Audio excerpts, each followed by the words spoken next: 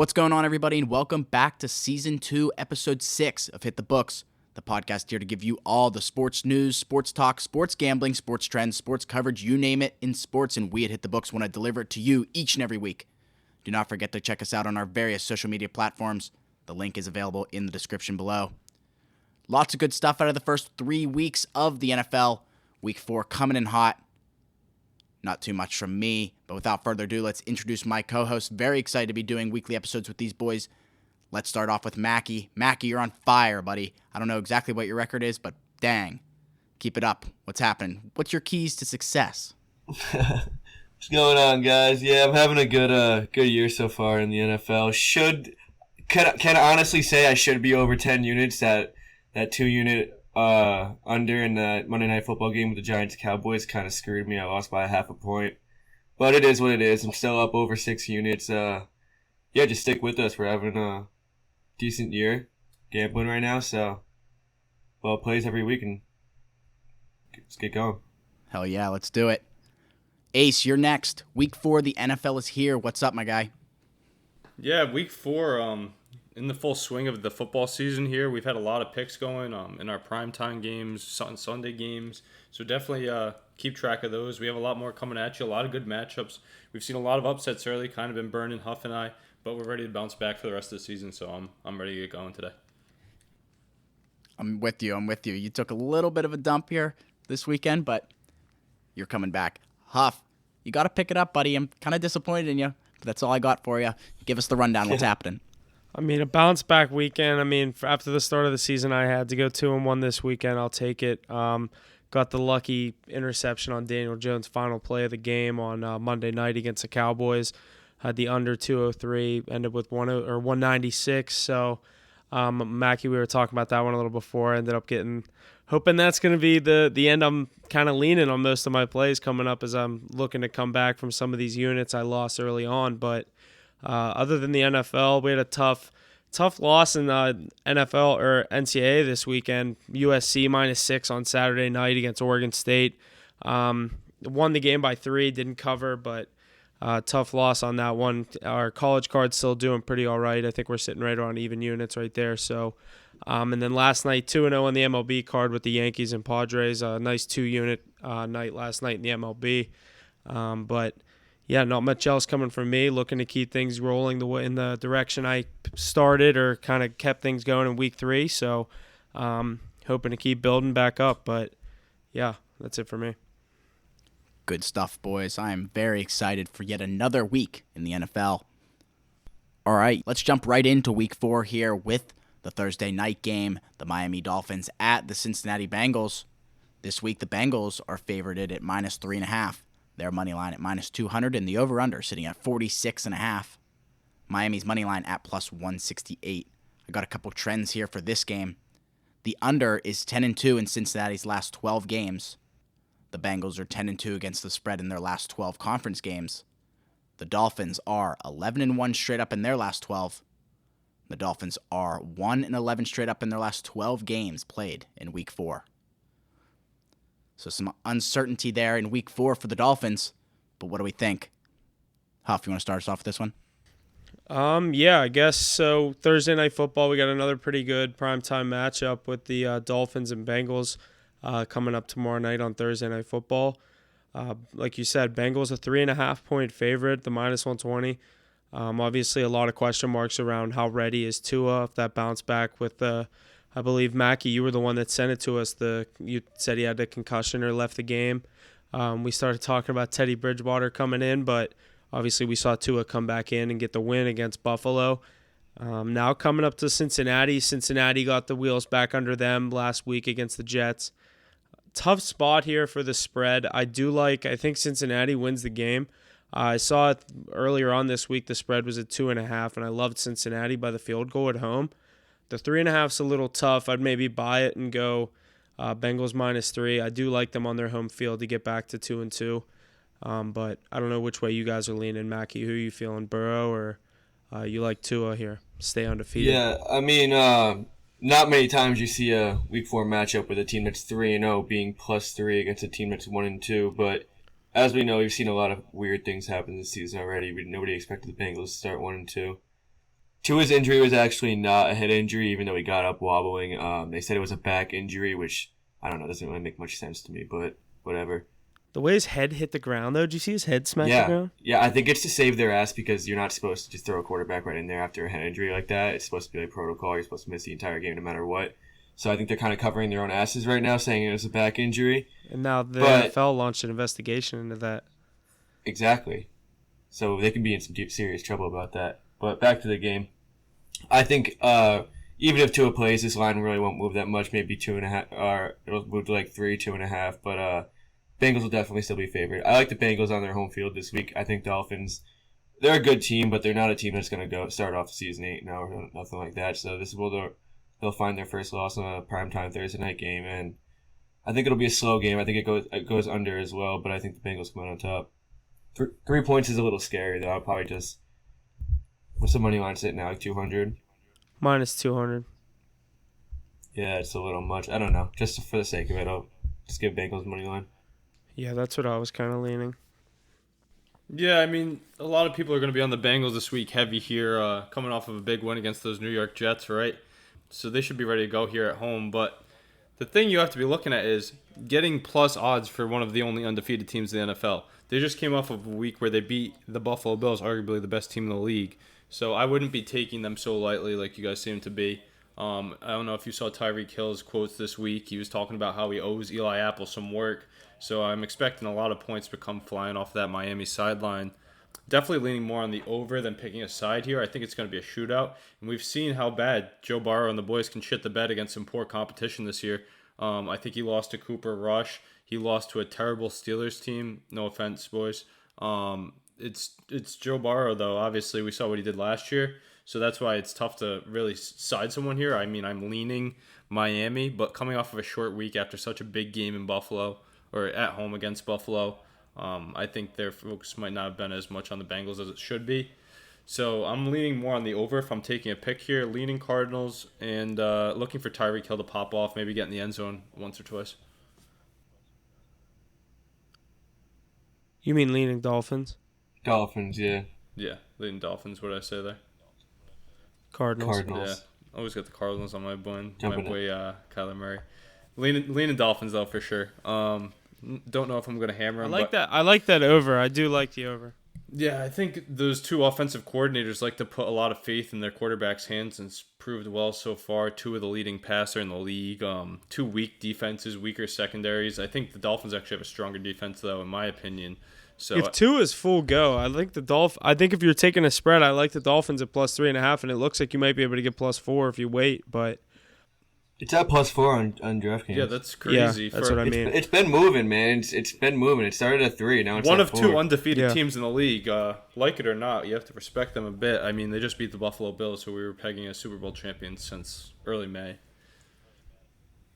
Here's a quick stat, though, for you guys that like the over. Bengals are 3-0 on the under this year, and obviously we know primetime games are like 10-3 on the under. yeah, they're all under. That's a good stat, Mackie. Maybe I'm actually going to stay away from that over for sure now with that primetime stat. Actually not betting that at all. With the matchup itself, I'd lean it. But yeah, Thursday Night Football, teams play slow coming off a short week. A 1 o'clock game, the total is probably 52, 53. Yeah. 46. No, I'm saying for like if this Oh, is a 1 o'clock yeah, game. yeah. Not too high, but I like to bet with the streak. I didn't even think of that one. That was one of my points coming into this week. But yeah, Thursday Night Football. I do think Tyreek Hill has a day, though. What do you guys think? I think he has to now at this point. Yeah, he has to back up his. Even if he doesn't thoughts on say it. that, I feel like he has to, right? He's burnt too many He valid said corners all year. it's 72.5 receiving yards. Yeah, that's no. Eli Apple's also like a bum. Like he's not one of the top. But players in the league. even if you have Jalen Ramsey out there, I still expect Tyreek Hill to have a big game, especially against the Cincinnati Bengals. He's eaten every game this year. I mean, what's his name? McDaniel's down in Miami. He just loves to funnel the ball to his best players, and Waddle and Tyreek do so much with that yak. So I don't know. I love that play this week. I like him to get in the end zone as well. I think he's sitting at like plus 130. It's cool to have someone like Waddle on the other side of the field who literally mirrors Tyreek Hill. So Yeah, can't it guard draws both of them. coverage. It's so nice. They have perfect. I mean, scary to bet over props, but hey, Tua's the leading passer in the NFL. Maybe we have to give him a little bit more respect, right? How long is that gonna last? Though Well, it's all scheme. How much do they run the ball? They might run the ball if they don't power run at all. Everything's out of shotgun. Seems to be working. Yeah, no, that's what I'm saying. I think Mike McDaniel's the offense he brought in. Those wide receiver totals are going to keep going up every week. So yeah, lean Dolphins, but peep my picks on Thursday for some good props. Interesting stuff there, boys. I'm excited. It's going to be a good Thursday night matchup, as Huff said. So let's jump into our Sunday morning matchup there over there in London, England. We got the Minnesota Vikings at the New Orleans Saints. The Saints are not favorited. The Vikings are favorited at -2.5. Their money line sitting at -138, and the over/under sitting at 43.5. The Saints money line at +118. I think I'm going to lean Saints money line here because the Saints are 18-1 straight up in their past 19 games in October, and 23-6 against the spread in their last 29 in October. So that +2.5 is also very appetizing. The Vikings have won 5 straight, 4-1 against the spread in their past 5 as the favorite. So also very appetizing there for the Vikings. What do we think, Mackie? You want to start us off? Here's a question. Is this considered a primetime game for Kirk Cousins? No. Because no. that It's the is only a game decision on. maker for me. Because It's the that only is a game on. decision maker No, for I just me. think the dark sky scares them. It could be that as well. I don't know. So if this is a 1 o'clock game, I mean, I'm taking Saints all day, but the primetime Vikings all day, but the primetime kind of scares me. I really like the under. I feel like every time there's a London game, you wake up around 10:30. They're in the second quarter. It's like The 3-0. Lunder. I like what? that. The The London. Yeah, Lunder, the Lunder. everyone- I like that. I've never heard that. Yeah, dude. I feel like every time there's a game in London, you wake up and score. It's like 7-3 in the third quarter. Or Someone something. gets a It's just slow safety. game. It's such a slow game. It's such a bad game. So I feel like this game definitely goes under. I'm gonna go Vikings -2.5. I think they get it done here. Saints looked like dog shit the last 2 weeks, putting up 0 points. Jameis Winston. Did you see the 1 touchdown pass he threw? He threw it into like quadruple coverage. The guy just made an insane grab. I mean, he just looks awful. He looks nothing like I expected him to look this year. So Saints don't look good at all. Give me the Vikings. Yeah, I like Yeah, that. I'm pick right. with the I'm right there Vikings. with you. I like that pick with the Vikings. Huff, what do you got? Yeah, I just like the Vikings. I'll take the money line -138. I mean, you guys were high on Jameis at the beginning of the season too, right? It wasn't just me. I thought he would be better than this. I He's didn't think. pedestrian I at just best. am not too high on that Saints team. Dude, he's bad. He You looks know what really though? bad. You got to think Alvin Kamara is going to get going at some point. I know he's not fully healthy and all that, but right? I feel like you got to get the pass game going a little more to get the run game going at Yeah, all. but isn't he like the best player on their team? One of the best running backs in the league. I mean, Absolutely, yeah. I don't know, dude. He was the last few years, but I don't know if he's one of the he's best banged running up. backs in the He's league right banged now. up. You can tell. Didn't he sit a week already this year, or almost did? Week 2, I Yeah. believe. Yeah. So running back injuries are nothing to take lightly. Same thing on the other side of the ball with Dalvin Cook. I wonder if he's going to suit up, and if he does, at what percent he's going to be playing at after those injuries last week. Alexander Madison, definitely a valid running back to come off the bench. Many teams target him highly in the offseason. But I'd have to think that Justin Jefferson has a big game here. After two straight weeks of being locked up by Okuda and Slay, I know he's going to see probably Lattimore here, right?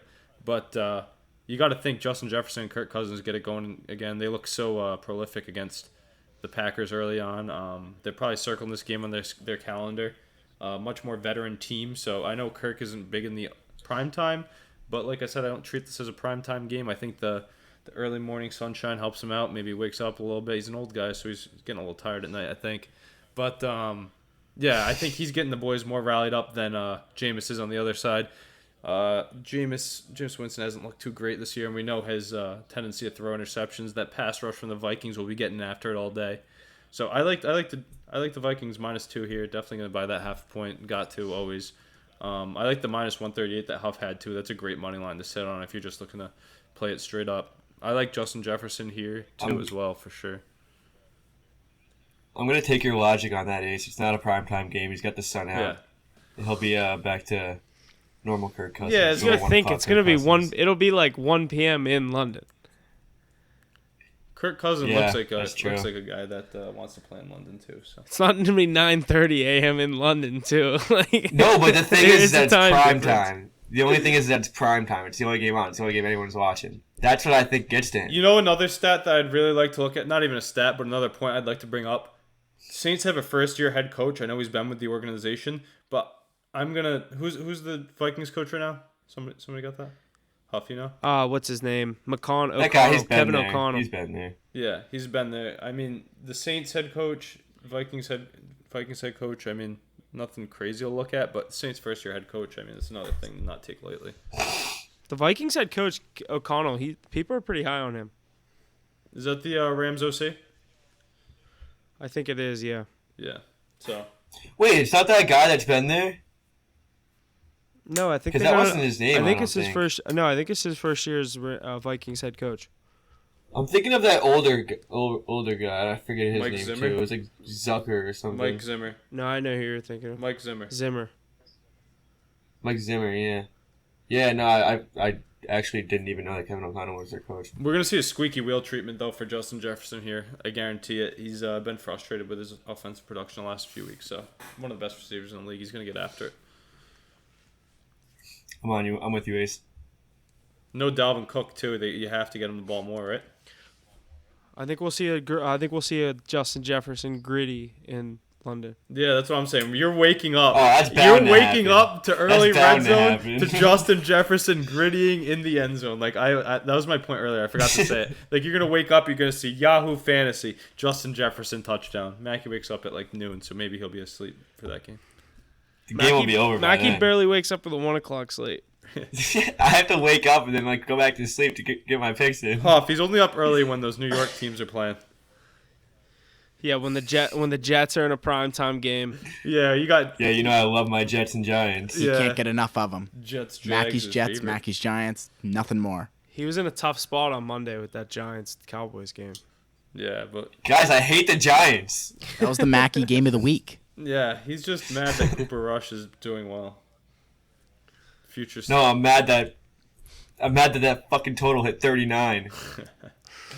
Craziness.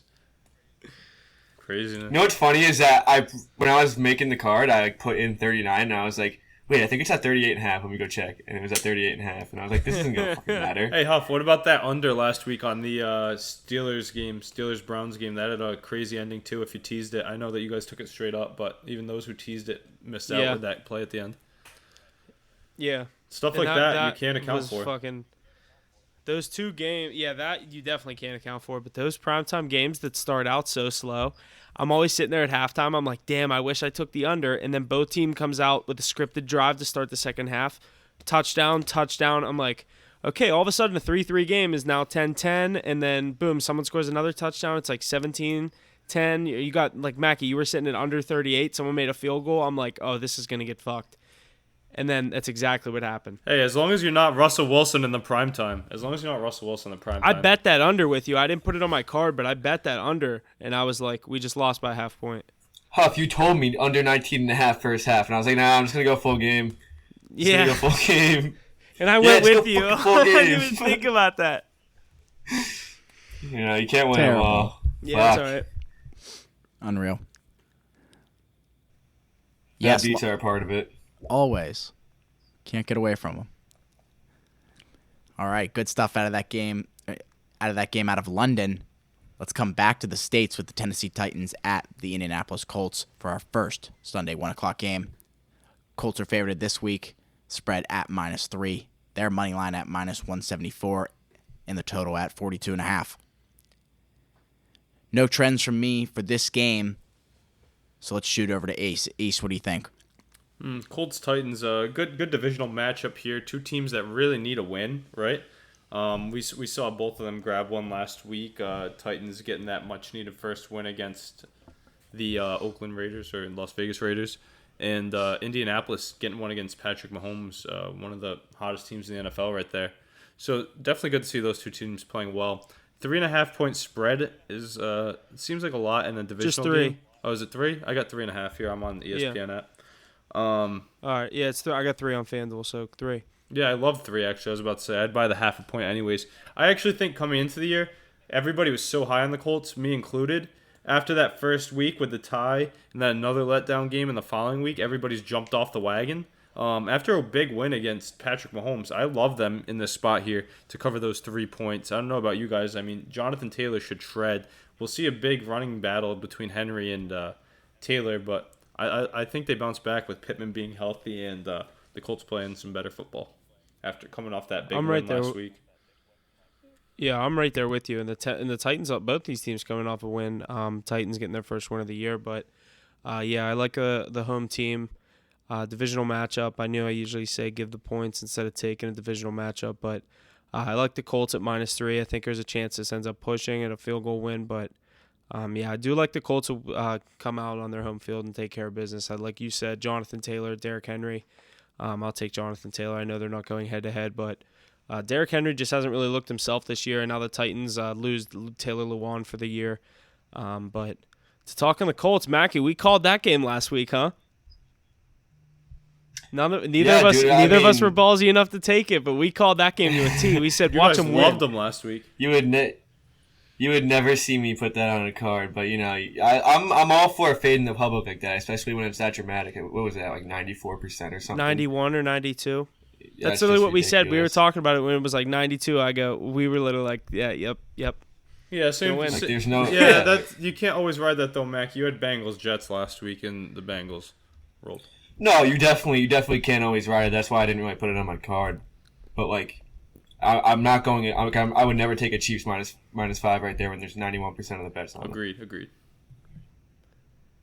But in this game, I mean, this is a divisional matchup. You probably expected this to be like the two top teams in the division coming into the week.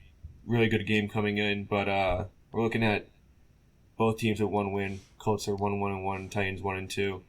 Neither team really looks very good. It's a divisional game, low under.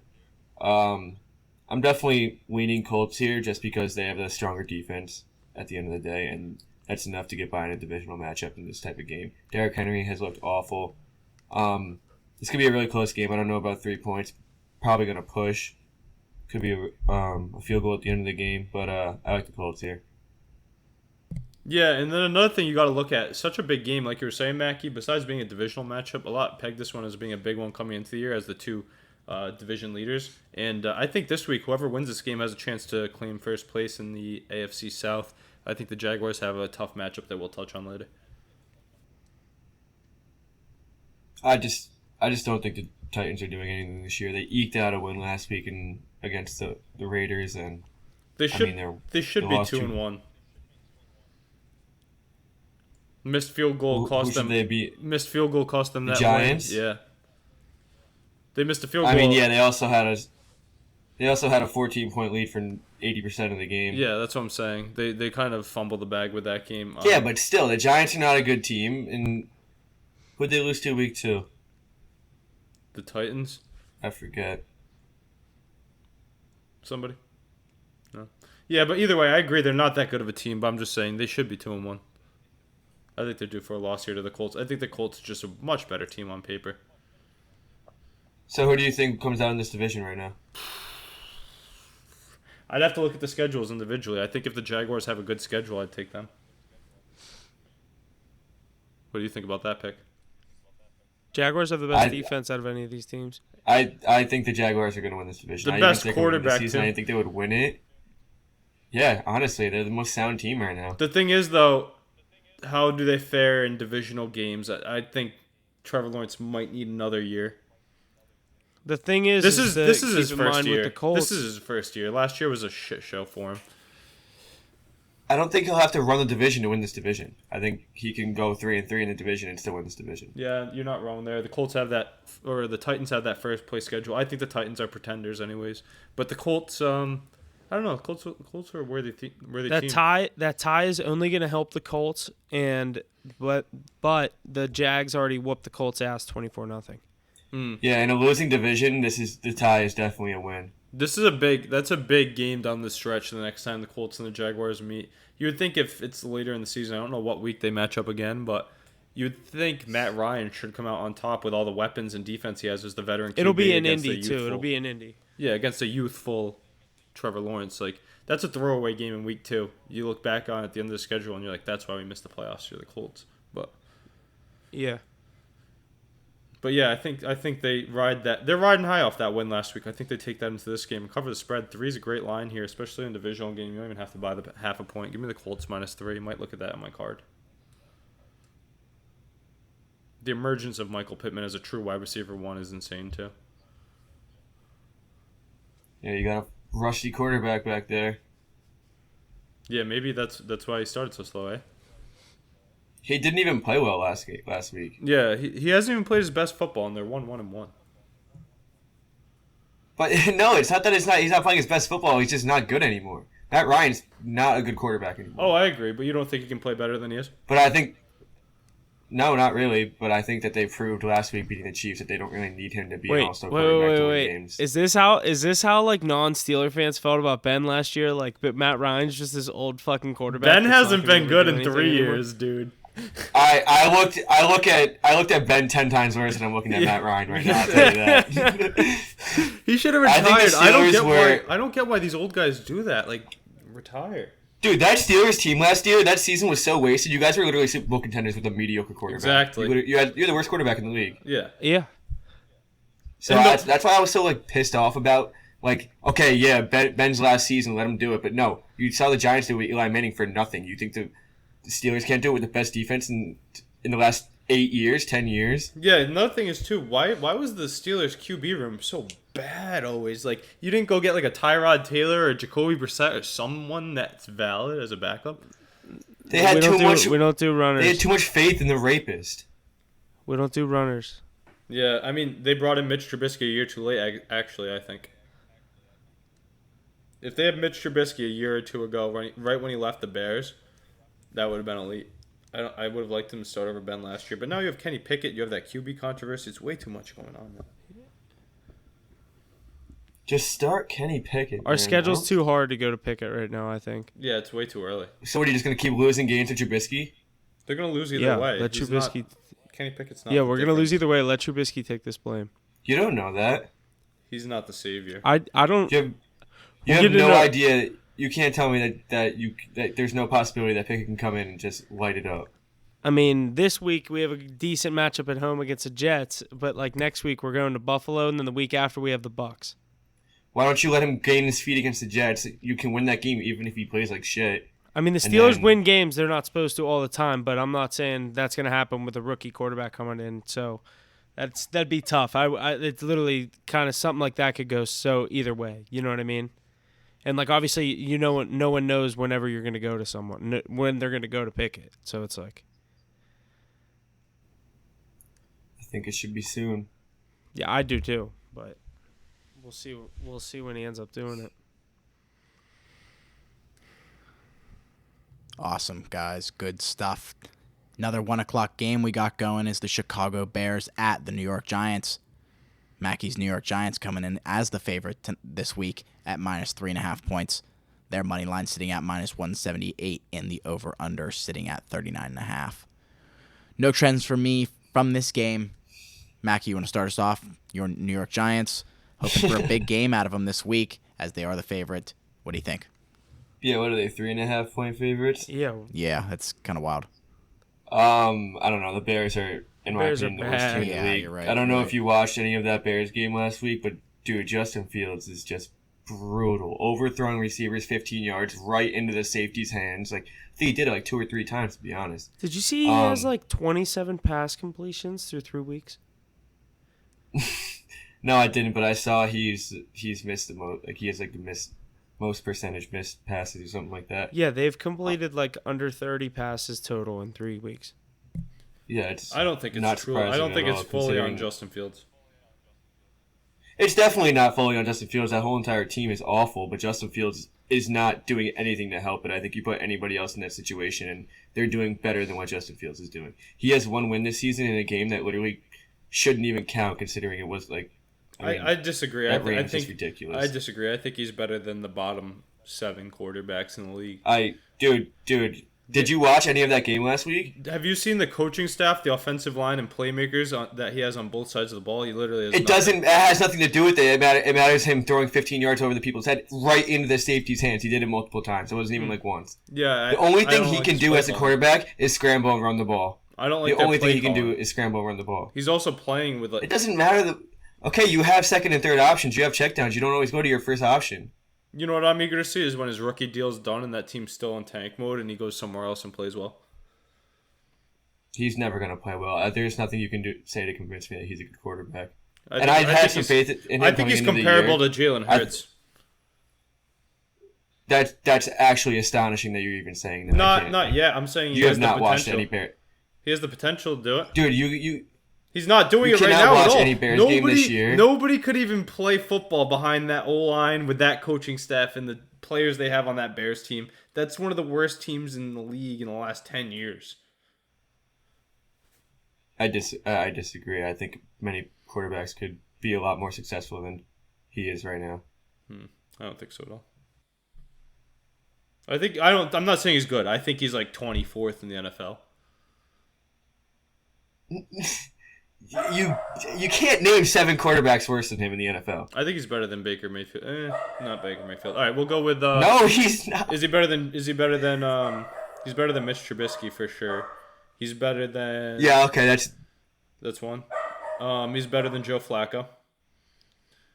He's better. Joe Flacco's not a starting quarterback. Would you rather have Justin Fields or Jared Goff?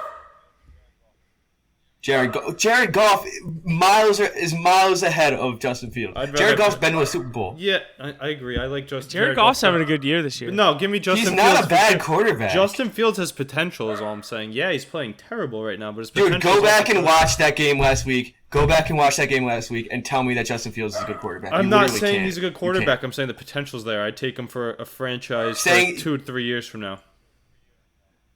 He doesn't. I genuinely don't even think he has potential. Really, I do. I think he He's does. a college quarterback. He's a college quarterback. That's what he is. I think he could go start on some teams right now. He does. He's better than Geno Smith. He's better than let's see. I actually don't think so. I don't think he's better than Geno Smith. Maybe I not. think Mitchell Trubisky is Yeah, probably the only okay. quarterback that he's better than. But in the way that you're saying that though, like you're acting like you'd want those guys in your organization. I'd take Justin Fields over them any day. He has potential. Those guys are dead end quarterbacks. I wouldn't before the season. I would say yes, but no, absolutely not. Because you've seen 3 bad games in front of the worst team in the league with no help on anywhere on the ball. They don't even target Darnell Mooney, but they have head asses coaching on the sidelines. I'm not talking about him having zero time to throw the ball. I'm talking about when he does have time to throw the ball and he's looking at a receiver cut across the middle in basically triple coverage and he misses him by 15 feet right into the safety's hands. You think guys? Yeah, that's all on him. That has nothing to do with the play call. If you have time to throw the ball, you can always have a second option. Yeah, but like he Or said, eat it. like he said in the offseason, You'd rather take a sack like than he throw said an in the interception. offseason, these receivers aren't even close to anything he played with in college. He's playing with terrible wide receivers that don't run routes. What are the you right talking way. about? Every single one of these receivers were the best receivers in college. You're telling me Darnell That's Mooney's what not he as said. good as... They don't target Darnell Mooney. Go look at the stats. They throw it to It doesn't everybody matter but if they him. target him right now. They He's throw always it to an everybody option. You got to but him. cover someone. Who else are you going to cover on that? He's Bears always offense? an option. No, He's but like always an option out there. it's like bad play calling. They don't target him at all.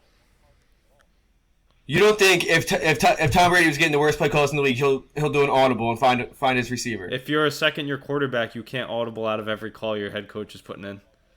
No, definitely not every call, but you could do it here and there, and you can figure things out. The only thing he knows how to do is scramble more with We're the ball. picking apples. I'm not saying Justin Fields is good. I'm saying his potential is still there, and he's on one of the worst teams. And I'm just disagreeing with you. But regardless of all of this of all of these statements, I still think the Bears win this game this week, just because Giants suck too, and they're a little high on Mackie, their 2-1 you record and right now. Jerry Jones would cream your pants if you got Justin Fields down there. You got Cooper Rush, and you got Dak Prescott sitting on the bag for $40 million Cooper Rush- every week. Cooper Rush is 2-0. We're looking at a 2-1 record. All right. Looking at a good spot for the rest of the season with Dak coming back in 2 weeks. I don't know what shit you have to talk about Dak. I don't know how that makes any sense. Because But, he's always on the sideline. we'll talk to me at the end of the season when the Patriots have 4 wins. But How many rings have yeah, I how many think, rings do the this Cowboys game- have? When's the last time you won one? we have 5. You guys have 6. Congratulations. You guys are in the worst division in the league, and you can barely win it. Tom Brady is Tom Brady's the only reason the Patriots have ever been relevant. So Why? What? Why are the Cowboys What'd relevant? you say? You say why are the no? Cowboys? Did you say no? I said so. I said, what's the reason the Cowboys are relevant? Because Tony Romo fumbled a snap where they could have won a big game? No, it's Or also is it because their they feed 5 Zeke Super and Bowls, he they hasn't were the been best good in team 5 for 10 years? in the 90s. Yeah, in the I didn't 90s. hear So that. You're breaking up. before you were You're born. breaking Before you were born. It doesn't matter when it happened. How many did they have though? It's an How many? You're chirping How an many? organization. We're gonna bring up stats from the past. When you chirp the Yankees, they're gonna bring up their reign in the 90s. As and not they gonna talk should. about their... Exactly. Yeah, no, but even if you talk about your reign, it's not as long as ours was. And I've seen it with my own eyes. Your reign was one player. I think there's a lot of people on there. That, You guys got blessed. how many you Hall guys- of Famers? you guys got How blessed many with the Hall of best quarterback Famers all came out time. of there? There's so many Hall of Famers that came out of there. You mean the best tight end of all time? Because- the best wide receiver of all Because time? of The Tom best Brady. quarterback Because of of all Tom time? Brady. The Because Hall of of Tom Fame Brady. defense? Hall of Fame defense? We've had That's- like 4 guys go to the Hall of Fame off that defense. All right, yeah, you had a nice defense, but And we had Gronk and Randy Everything- Moss? everything- What? everything revolves around Tom Brady. Rob Gronkowski's the best tight end in the world. Tom Brady's doing shit without him Listen, right now. the only reason you're making me chirp the Patriots right now is because you chirped the Cowboys. We're chirping each other because of Justin Fields. That's crazy. Justin Fields has zero potential. Yeah, but all right, that's such a bad game. Though. Let's hear what you have to say about this game. I don't know. Bad game. I'm not gonna watch it. That's what I have to say. But I don't know. Not taking a spread on this one. The Bears is plus money looks nice, but I'm not throwing on either team. I think my projection coming into the year that these two would be fighting for the top draft pick. Huff, do you have anything on that game? It's yeah, that's just such a whack spread. The Giants aren't a 3.5 point favorite, and I don't really like the Bears coming in this game on the road. I mean, if you're making me pick a spread, like, give me the Bears plus 3.5, like maybe 4.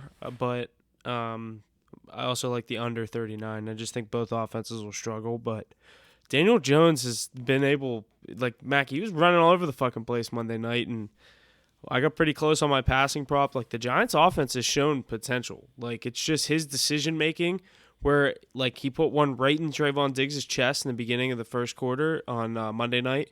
And it's like, he drops that ball. Obviously, if he catches at it, it could be a different game. Cowboys could have went right down and scored there, and we would have had a different game even at halftime, let alone then the final score. But, I mean, I think people are really underestimating this Giants team. It's just Daniel Jones' decision-making. I don't think the team itself is that bad. I think they're like maybe 2 years away from being a legit contender. I know we're talking about this Sunday against the Bears, but, I mean, we're talking about how bad this Bears team is. It's just so hard to take a spread on these tough games that are just, like, brutal that I don't even want to watch. But Hey, one quote, one thing I want to bring up about that game. Sterling Shepard out for the year, too, so I'll plug it just like Odell did on Twitter. Get new turf at MetLife. That's terrible. Like all those ACLs taken there. They just want to play on grass. They're sick of playing on turf. Yeah, they have so like Odell said. They have so much money. Why not do that? They do all of these other precautions to protect players. They soften the league up. Why not fix the field they're playing on? Because it looks better on turf. That's why. Stupid. But yeah, I think that Giants team is actually pretty decent. Like, not pretty decent, like they're going to make some noise, but, like, they have potential. I don't. Yeah. I agree. I actually don't disagree with you. I think the Giants. I think Daniel Jones is who Ace thinks Justin Fields is. I think Daniel Jones has that potential. He makes those throws. That I don't think Daniel Jones is good at all. Don't get me wrong, but he makes those throws that you're like, wow, that was an elite throw. You think he still has potential? That's kind of what. That's kind of how you were explaining Justin Fields, and I'm like, no, Justin Fields. I just think Justin Fields is young. Still, Daniel Jones is too old now for his potential. Really, I think he's. I mean, maybe if he gets a change of scenery, who knows? But I think we've seen enough. He's had the weapons. I think the Giants are actually going to try to stick with him. They're just building that defense and team They around are. him. I mean, at this point, you got to stick with him. You've stuck with him for this long. They're just this year. But you're saying in the future? He is just so average. That team around him will win games. You're saying you stick with him after this year? Yeah. I think the Giants are going to after this year. Really? Barring he doesn't blow the rest of the season. They need a line. Yeah, I don't. That's what I mean. I agree with They've just Mackey. been drafting O-line, D-line. They got Thibodeau and that Neal dude in the first round this year. Evan That was Neal. a huge first round for them. I agree. Yeah. All they've been doing is drafting O-line and defense. And look at their receivers too. They have Kadarius. They've been Toney. doing exactly what I want the Steelers to do. And we fucking go pick a flashy quarterback that we're not even playing. Like, pick O-line. We have a terrible Yeah. fucking O-line. Huff, These what do bad we say? teams need to just draft O-line. Where do you win the game? In the trenches. Look at the Steel. The Yeah, we don't Niners. The Niners do it with Jimmy G. You know? Literally, bad quarterbacks make it far all the time. Like, They couldn't do it on Sunday night. No, 1 point. They lost the baseball game. 11-10.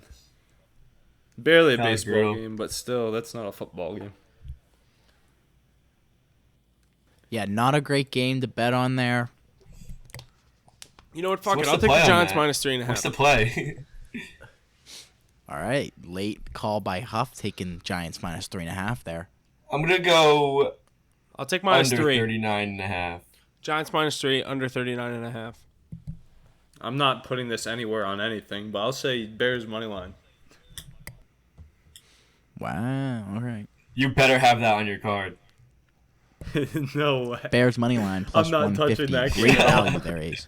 But if Hoff's yelling, Justin Fields 3+ touchdowns. Justin Fields touchdown's always a good bet though. If someone's gonna score, it could be him. You know.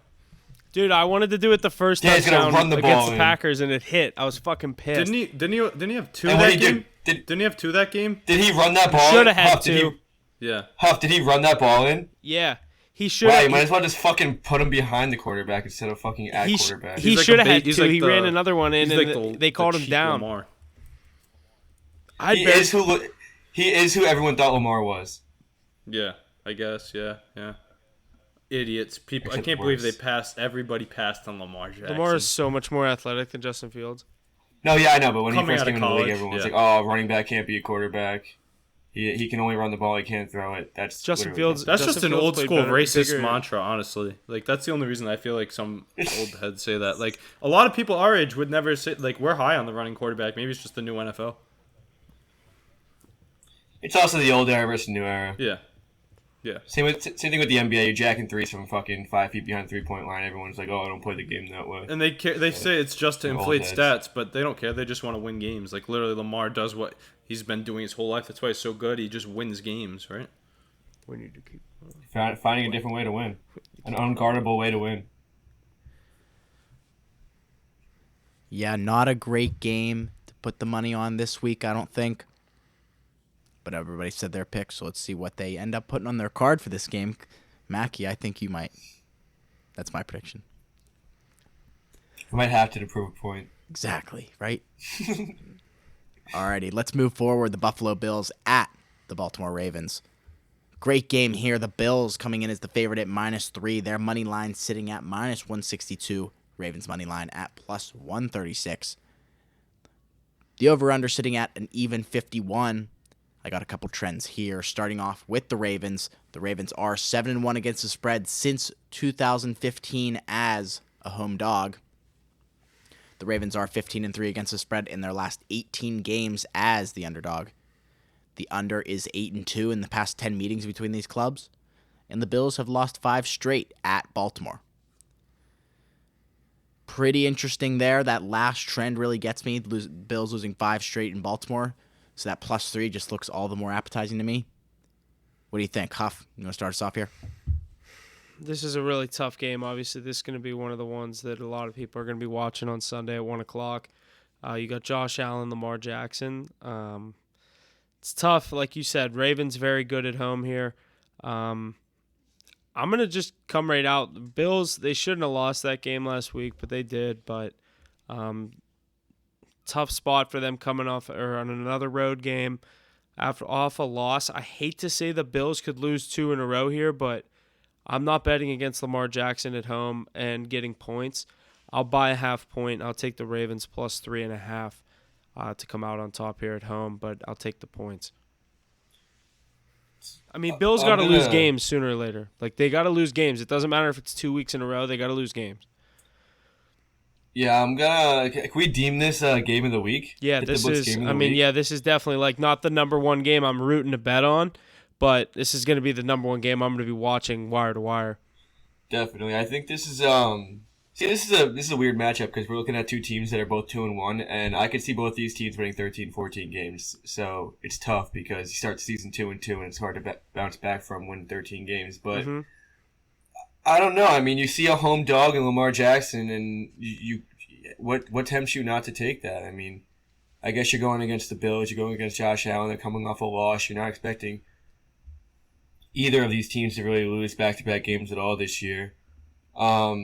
I'm going to go with the over. I like over 51. I think it's a shootout. I think it's relatively like I think the Bills have a pretty heavy lead going into half, and I think Lamar Jackson just comes out and puts up a few touchdowns. I think it's going to be like a 60. The over-under will end up being at like 60, 61. Yeah, I like the Ravens at home here. I think they're giving them 3 points as at home is definitely a play here.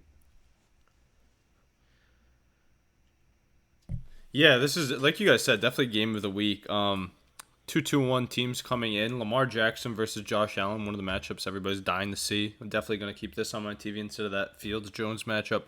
But interesting to look at when it comes down to it. You have Lamar Jackson, the most mobile quarterback in the league, going against a very versatile defense. I know they lost their two safeties, which is going to be crucial. They lost, I believe, was it Micah Hyde for the year? And Jordan Poyer was out last week. That definitely contributed to their loss. I don't know if Poyer's back this week or vice versa. But those two safeties being down are crucial in stopping Lamar Jackson. But Tremaine Edmonds, Tre'Davious White, Kaiir Elam, a lot of edge rushers. You got Von Miller. That's a tough group to go against. Matt Milano, too. We've seen that highlight of Lamar shaking him out of his shoes. So I think Lamar actually keeps the momentum going. I know he looked good last week, obviously. He had a great game against Patriots. But, that was a close game down the wire, and the Patriots aren't a good team. So against the Bills, they're going to have to step their game up a lot more, lock down on that defense. I like the over, like Mackie said here, 51 points. Not a lot for either of these quarterbacks to get. I think this could be 30-plus from each side and come down to that foot of Justin Tucker. So while I think the Ravens do win the game, I might be like Huff on my card and buy that 3.5 point spread so I can still win when Justin knocks that one through. Best kicker in the league. This is one of the games you could see going to overtime. So if anybody ever sprinkles, I know there's those crazy bets we see all the time, like hammering game to go to overtime or something like that. That might be something fun to look at. But yeah, I'm definitely leaning Ravens here, thinking Lamar Jackson has another big day. Yeah, I'm gonna have to decide up till Sunday because I'm just like, I don't know.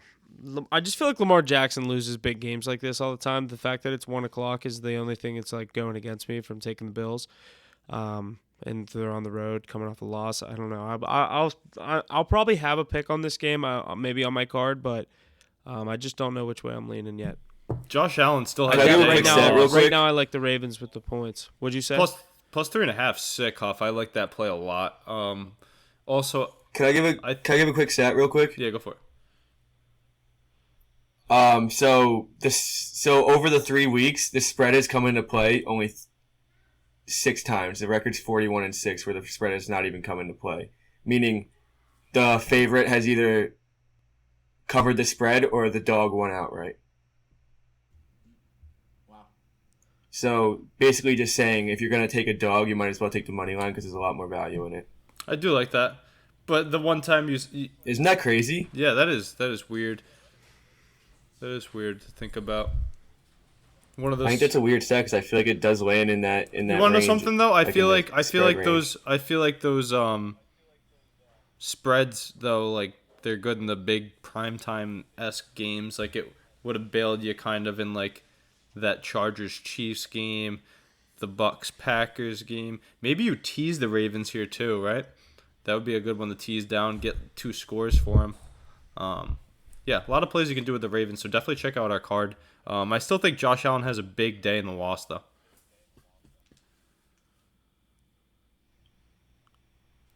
What do you think a 2-2 start does for Josh Allen's MVP odds?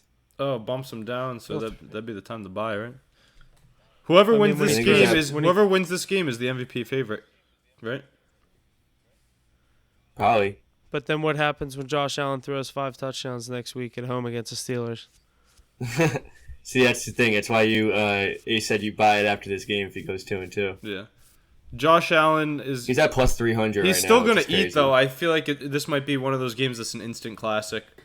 I like taking the Ravens maybe with points. I like the 3.5 like Huff said. That's gonna be a good card play. But even those teasers, you see Huff rocking those two teamers where you get a lot of points. 2 scores with Lamar Jackson at home might be something to look at. Good stuff there coming out of Baltimore. Let's move over to the Los Angeles Chargers at the Houston Texans. We got the Chargers favorited this week at 5.5 points. Their money line at minus 235 and the over-under at 44.5. No trends from me this week, but we got the Texans really looking for a win here as they are winless. What do we think? Mac, you want to start us off with this one?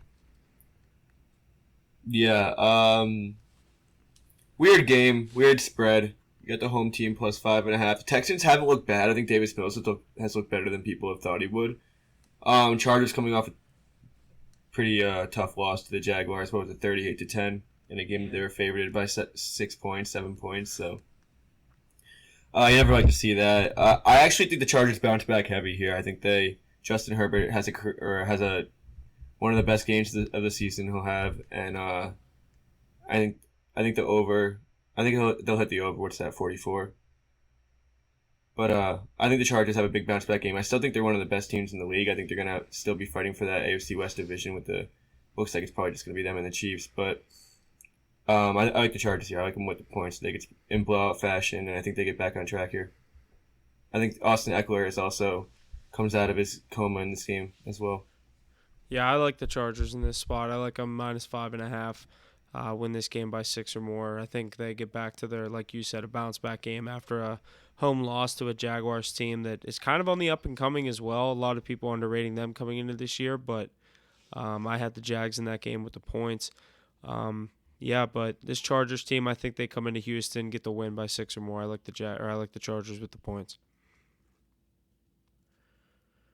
Yeah, Huff, of the people that were high on those Texans coming into the year, I actually kind of was, if you remember. The oncoming of Dameon Pierce has been strong the last 2 weeks. I know that their OC and head coach have committed to getting him the ball a lot more, and he's produced when he's gotten it. I think you saw last week. Did he go over 100 last week? I know he got in the end zone. I know he had a good game, yeah. Yeah, so those... I don't know his exact stat line. And another thing to look at is their matchups. They've played good teams so far. They played the Colts. They played the Broncos. And so I know they haven't grabbed one yet, but they're one of those hard-fighting teams. They remind me of last year's Lions, where they're going to win one eventually, but every game they're going to be right in. I'd be hesitant with that Chargers minus 5. I know it's a get-right game. It's also a trap game. Justin Herbert still hindered by that injury. I know those broken ribs, that's not an easy thing to come back from. He had some great plays last week, but also had some tough-looking ones. So if he takes another wrong hit, he looked hurt. He could be out of the game. Imagine he takes another hit this week and he gets knocked out in the second quarter, and you're sitting with Chargers minus 5 And Chase Daniel under center against Davis Mills in Houston with Brandon Cooks, Dameon Pierce. I mean, they're a feisty group. They're looking to grab their first win of the season. You know how hungry some teams can be. I don't really hate. I don't think Houston's that bad this year, to be honest. No, and this could be another good one. You tease Houston up, get Houston at like 13.5. I don't know, because I feel like if Justin Herbert has his game and if he's healthy, they can win this game by 20 plus points. It's a bounce back situation. Is he healthy though? How long is rib injury to come back from? Did he have to get that shot last week that everyone was talking about? No. I don't think so. The cortisone shot then? Yeah, whatever that painkiller shot that they punctured Tyrod Taylor's Tyrod Taylor killing shot? Yeah. I don't know. Jesse looked like he just ripped a line. That's a scary game though. Stay away. By the second. If you can hear me, stay away from that game. I do think Eckler gets out of his funk, but it's just like such a high-powered team. Did you guys see Joey Bosa on IR too? Yeah. That team's banged up. J.C. Jackson's been hurt. Yeah, and Slater's out for the year. Yeah, Yeah. This is a tough spot for the Chargers. This is a stay away game. I know that the Chargers, they look at it as a get right game, but they're probably worried internally about how to fill the holes rather than what's on the horizon. And they might take them lightly. This Texans team, they've been playing so well. I mean, that money line's sitting fat. Maybe I throw on it. I don't know if I'll throw it on my card, but that's the only play I'd be looking at if I'm picking a side here. Chargers start 1-3. If you said at the beginning of the season, I would have called you crazy. But when your quarterback breaks his ribs, no, I know what you're saying. Their whole team is so banged up. We were so high on this defense. J.C. Jackson, Bosa, the two cornerstones of that defense are out. I know they still have Khalil Mack and Derwin James, but I mean, yeah, Rashawn Slater out. All the guys, Mack. Rashawn Slater out for the year, Mackie. That's big, I think. Yeah, it's actually huge. This team. I mean, even like when you say like they still have like Khalil Mack and just like the defensive names they have, but you're still trying to your game planning or your game plan before those guys being injured like J.C. Jackson, Joey Bosa. Like you have to change your entire game plan because you have backups in now, especially on that line. Like you gotta definitely favor that. Whatever side he's not on. Maybe we're wrong, and this is the get-right game. But this is a stay-away game for me. I think it's a get-right game. I think the Chargers still win this game by 10+. I think they cover the game. But, I mean, like you said, if Justin Herbert takes one bad hit, he could be out for the game, and it's a completely different ballgame we're talking about. Yeah, I see it as a trap game for them. Texans are a tough fighting team. They're not gonna go winless this year. I'll tell you that. No, definitely not. I don't think any team really will this year. I don't think any team's really that bad. What about what was I gonna say? Yeah, they remind me of those Lions. They remind me of those Lions. Oh, the Raiders are winless. They're the only winless team in the league. Oh, they're not gonna. No team's gonna go winless this year. I think every team gets at least like 4 wins this year, 5 wins maybe. Agreed. This will be an exciting game to watch, honestly. Well, might not be the highest scoring one like that Bills-Ravens game, but you could see like a 2017 game. Maybe similar to that Broncos-Texans game. So do you like the under? Yeah, it's so unpredictable with Herbert's injury. Alrighty. Next up, we have the Seattle Seahawks at the Detroit Lions. The Lions are the favorite this week at 4.5 points. Their money line sitting at -215, and the over/under sitting at 48.5. No trends from me on this one. Ace, start us off. What do you think? Yeah, I mean, we've been high on those underdogs last 2 games, but here I'm going to hammer the favorite. I love Detroit. You said they were at home this week?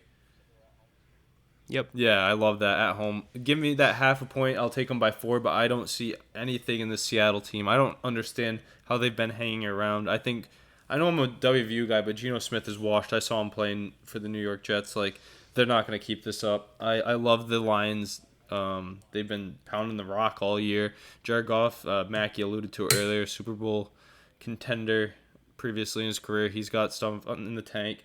They'll have no answer for Amon-Ra St. Brown. He's been electric. I don't know how you guys feel about him, but I look at the team to put up a lot of points. They're going to get in the end zone a lot, and I don't think the Seattle Seahawks can do the same. Give me 4. I'm right there with you. I like the Lions -4.5 at home against a weak Seahawks team. Yeah, I'm going to take the Lions. They've shown a lot of good things throughout the first couple weeks of the season. I think there's a good spot for them at home to win this game by 5 or more.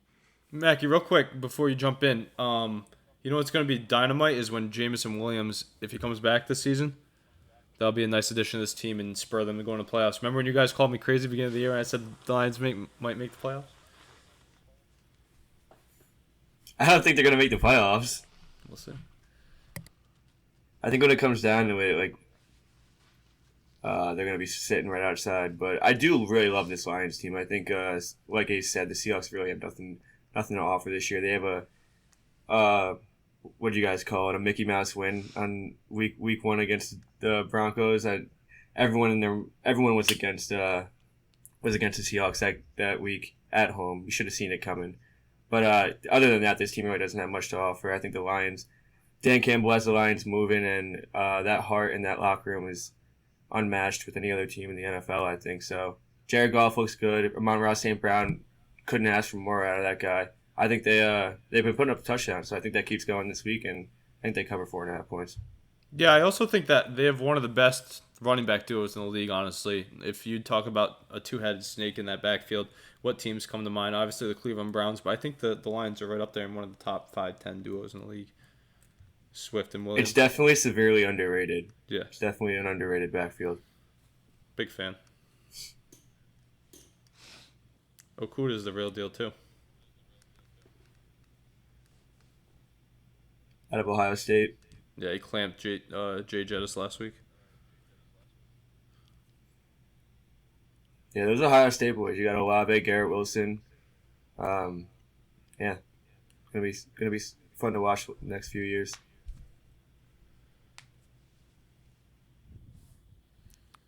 All right, let's move forward. Jumping down to Pittsburgh, the New York Jets, Mackey's New York Jets at the Pittsburgh Steelers. The Steelers coming in as the favorite at home this week at -3. The money line at -168 and the over-under at 41.5. No real trends for me this week, but hopefully the Steelers can cover the spread. What do we think? Huff, start us off. I really don't think the Steelers are deserving of a 3-point spread here. I think it should be more of a pick'em game. I'm not really saying too much about this Jets team, but they've shown they have some fight in them and some good things to their offense. I really like what Garrett Wilson's doing, how they're utilizing him. They have a good run game with Breece Hall. I think this Jets team has a potential to come here and win this game on Sunday. It's going to be, contingent on Zach Wilson is starting this game, correct? I don't know. Is he? Is he Yeah, back? I saw that too. Is it confirmed though? I don't know if it's confirmed, but if Zach Wilson's playing this game, I do like the Jets +3. I'd take the half point and take the Jets +3.5. I'm not obviously going to take that as a pick on my card and go against my Steelers, but I do like the Jets in this spot. I think they win this game. Yeah, Huff. It's crazy though. I think that the Pittsburgh Steelers come in and win this game. You want to know something? It seems like every single year the Steelers get to play the Jets just so they don't go winless. They get those free matchups every year. It's like, oh, good. Who are the Steelers? But we playing? don't do good against The teams Jets. like this. Yeah, but I like him this week. I actually think it's a downgrade starting Zach Wilson. Joe Flacco is the second leading passer in the league, and you're going to sit him on the bench. I mean, they beat the Cleveland Browns. That's something they didn't think was possible, I don't think. I mean, Joe Flacco's been playing well, and Zach Wilson... The Steelers team beat the Bengals, though. Yeah, Zach Wilson coming off of an injury in his first game back in Heinz Field. I know it's not called that anywhere, but I'm still referring to it as Heinz Field. Coming into Heinz Field, I know there's no TJ Watt, but that defense is menacing. You think that Zach Wilson's going to be able to do anything? He's going to be seeing ghosts on the sidelines in Pittsburgh, and he's going to be throwing a few picks this week. I like that Steelers defense. Maybe they even get in the end zone. Look for Minka to definitely snag one. But, Najee Harris is going to eat this week. About time, right?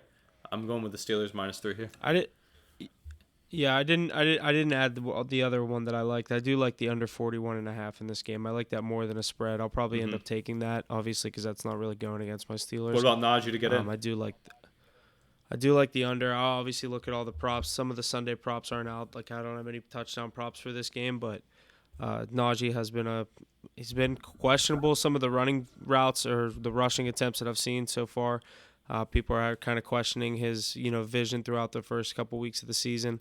I do think he gets in on Sunday, but yeah, Steelers coming home. Like you said, now I'm starting to kind of overthink it, but Steelers, it's going to be tough for them to start the season 0-2 at home, but I don't know.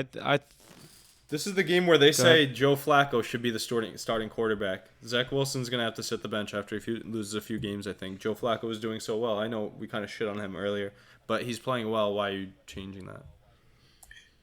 I also agree. I don't really see much of an upgrade with Zach Wilson. I wouldn't say it's necessarily a downgrade, but Joe Flacco's really been doing his thing. He's been doing all right. So, I don't know. You have a Jets team that's 1-2. You probably don't see that very often. It should be 0-3, but... But it isn't confirmed. You could see Joe Flacco here. Oh, no, it's confirmed. It's confirmed. Yep. Zach Wilson. Sadly. I mean, the Steelers are going to... I think we were talking about get-right games earlier. This is a get-right game for Najee Harris, right? That's what I see it as. I like that backup running back that you guys have in Pittsburgh, too. The rookie. Who is that? Yeah, he's actually dynamite off the bench. He kind of gives you guys that change of pace you need. Nice little receiving back to help out a stagnant offense.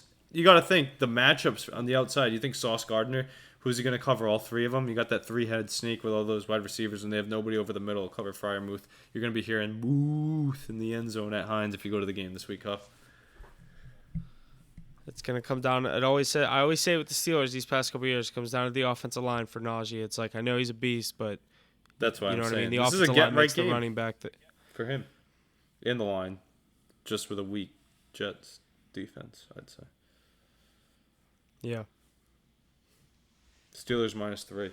I like the under. I like the under. I'll fuck it. I'm not going against. I'm a definitely lean. I like Steelers money line. It's just so steep. So steep. -168. Not much value.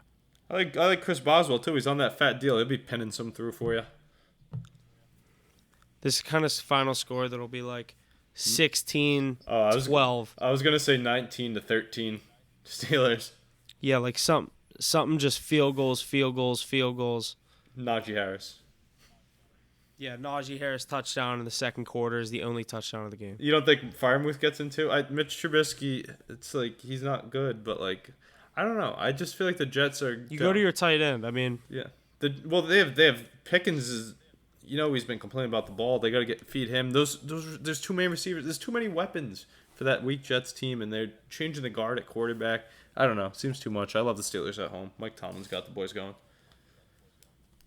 Black Air Force One energy.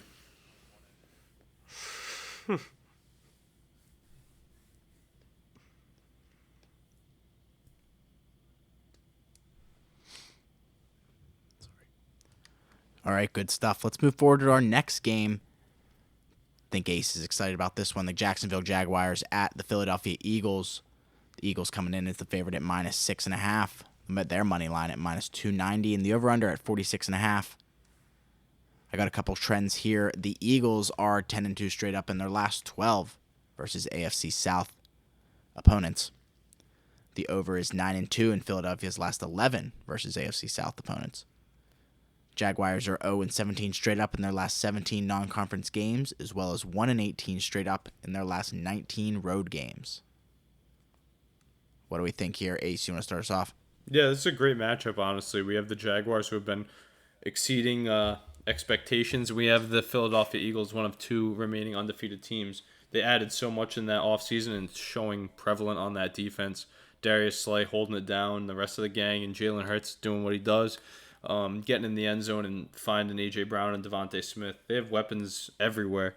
And then on the other side, you have Trevor Lawrence. But who's he led by now? Doug Peterson, right? Doug Peterson. Playing against his former team, one of those like old school matchups. I don't think he's faced the Eagles yet. Definitely hasn't faced them as a Jaguar. But I'd like to. I don't know. I like the under in this game. Honestly, I think they're two really good defenses. 6.5 is a lot for the Eagles to cover, but I don't know. It's tough. I might be looking at tease here. I don't know. They're such a good team, though. They look like the best team in football right now, in the NFC at least. On both sides of the ball, they're getting things done. You got to stop them on the ground and through the air. Jalen Hurts, it is what it is. But that defense. It's good, too. I don't know. I like maybe teasing one of the teams here. I do think the Eagles definitely win. It's going to be a low-scoring game. But Doug Peterson facing his former team kind of scares me a bit here for the Eagles. Give me the under, though. Look at those defense to eat. I do like that under 46.5. Obviously, a lot of people high on the Eagles, and like you said, for good reason. They do look like the best team in the NFC, coming in at 3-0, one of the only undefeated teams left. But this Jaguars team has been sneaky throughout the first 3 weeks of the season. I'm not saying they, like you said, I do like the Eagles come out on top here. I just think 6.5 is a lot. Same thing I said last week going to the Chargers. Obviously, time change, a lot more, travel involved going to that game. But it's going to be tough for them to win two tough road games in a row. I know the Chargers were a pretty banged-up team. I think kind of like the stat that Mackey pulled a little earlier, though, I think somehow, if the spread doesn't come into play, I think if the Jaguars are going to cover this spread, I think we somehow see them win this game. We maybe see a Jalen Hurts' true colors of last season come through.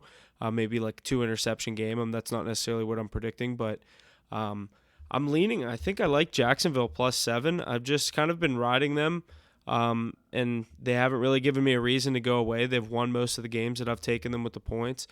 So I'm going to take Jacksonville +7 here. I don't love it. I'm probably not going to go on my card. Like you said, Philly just so dominant both sides of the ball so far. But this is prime teaser opportunity. You get Jacksonville at 10.5, 13.5. That's exactly what I was thinking. I was waiting for you to say that. You love the two-teamers. You get 2 touchdowns with that. But like you said, that might not be something I go towards too. Like we've been saying, we've been hitting the nail on the head there. They're dominant on both sides of the ball. We've seen what they can do. I mean, that's a scary team to bet against, that Eagles team. I do like. That's what I mean. I It's like what like- you said with that interception. Jalen Hurts showing his true form against the former Eagles coach Doug Peterson, defensive mastermind. They just got a shutout last week, right? 2 weeks ago. Yeah. Yeah. I don't know. Well, I like the under. 24-7 game to the Vikings. You might as well call that a shutout. Yeah, that's what I'm saying. Most of the game, but I like the under here with two great defenses, young quarterbacks. But yeah, gonna be a good game to watch. This is gonna be one of the ones we see at the witching hour. Yeah. Jalen yeah, Hurts touchdown, might- something to look at every week too. He gets in the end zone a lot and he takes a lot of carries. Every play he's looking for an RPO, so he always has the option to run. Yeah. I like the thoughts, Ace. Let's go forward to the Cleveland Browns at the Atlanta Falcons. The Browns are the favorite against the Falcons at 1.5 points. Their money line at -126. Falcons money line sitting at +108. In the over/under at 48.5. No trends from me, but both these teams just battling for their spots in. Never mind. Disregard that. Ace, what do you think? They're definitely battling for their spots in the NFL.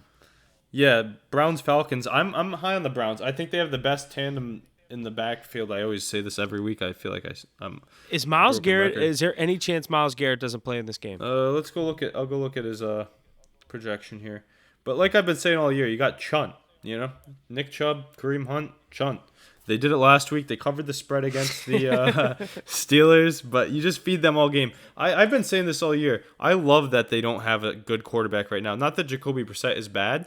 I think he's one of the one of the best backups in the league. He's a competent quarterback. He learned from Tom Brady, so makes sense. But with a quarterback like that, what do you have to do? Pound the rock? And those are their two best players on their team. I've been waiting all year. Baker Mayfield threw the ball way too much on that offense. Like, put the ball in Chubb's hand, put the ball in Hunt's hand, and when you do throw it to your best receiver, right? He's been targeting Amari Cooper is having a resurgence out in Cleveland. I don't even know if it's a resurgence. He's been eating the last few years, but for some reason he was slept on moving from Dallas to Cleveland. Once one of the best receivers in the league, he's going to continue to eat. And David Njoku had a big resurgence game. I know Stefanski said that's going to be game script depending on how they want to use them and how the other team matches up. But yeah, the Falcons hard fighting team too. But I'd look to see a lot of points from the Browns this week. I might take the over on this game. The Falcons are sticking and hanging around with people. What do you got for the exact spread on this game with the Browns? -1.5. Oh yeah, give me the Browns. Give me the Browns for sure. I think they win this team. They're an underrated team. I think everybody was so high on them last year. Remember, they were like, "This is the Browns' year." I think they're actually they had a disappointing year because of that, and now they get to come in with lowered expectations. Their coach under a second year. I know they have Watson and all that craziness, but Jacoby Brissett does a good job of quieting things down and just playing football. He's looked pretty good to me. I don't know about you guys. They've beaten a lot better teams than the Falcons, so I think they get it done again this week. But look for the over here. The Falcons have been known to stick around all year, and they can get in the end zone a little bit. But that Browns defense, we saw it last week against the Steelers. It's suffocating. Give me Browns -1.5. Chunt. Yeah, that's kind of why I was asking about the Myles Garrett thing, not necessarily leaning away if he's not playing. I do like the Browns in this game.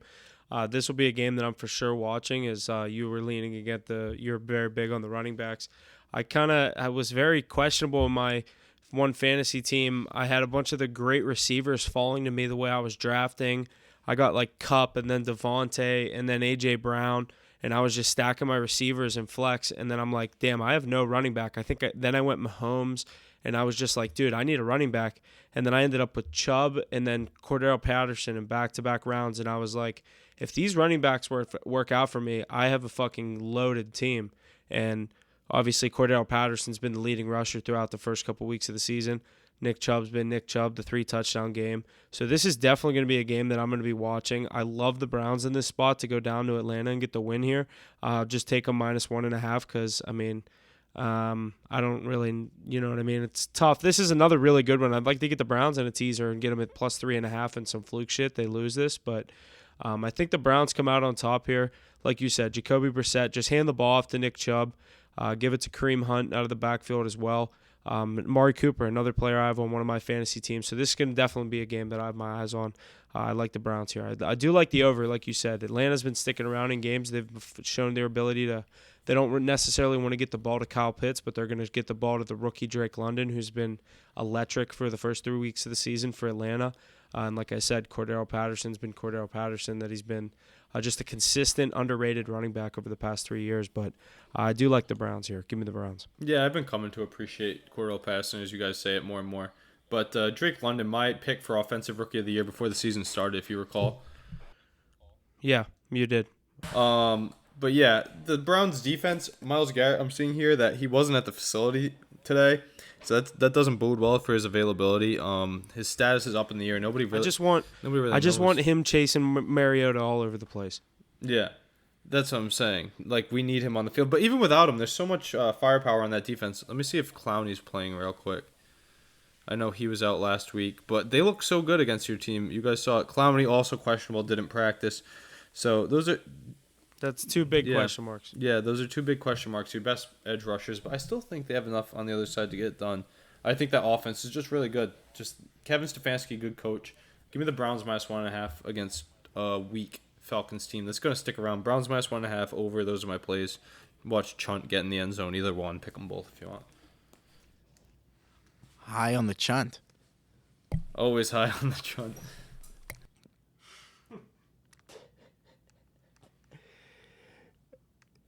Alrighty.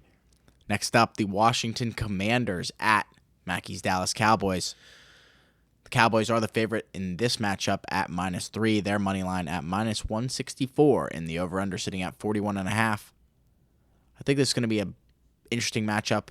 I like the -3 spread. I think it fits the game, even though 72% of the money is on Dallas. What do we think here? Ace, you want to start us off? Yeah, I do. You know what's crazy is coming into last week, everybody was very high on the Commanders after they had what did they start off 2-0? No. They lost to They beat the Jaguars week 1, then they lost to the Lions. All right, but it was a tough game against the Lions where it came down to the wire, right?